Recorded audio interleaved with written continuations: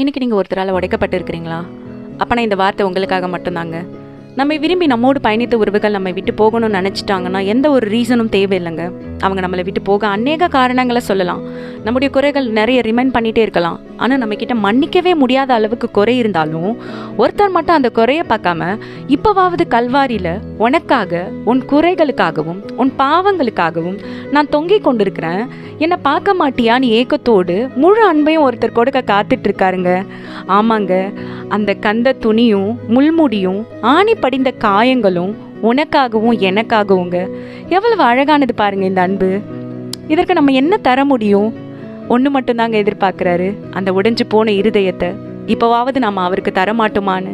என் மகனே, உன் இருதயத்தை எனக்கு தா, உன் கண்கள் என்னை நோக்குவதாக. நீதிமொழிகள் 23:26 இப்படியாய் சொல்லப்பட்டுள்ளது. அந்த உடைக்கப்பட்ட இருதயத்தை அவருக்கு கொடுத்துருவோமா? ஆமென்.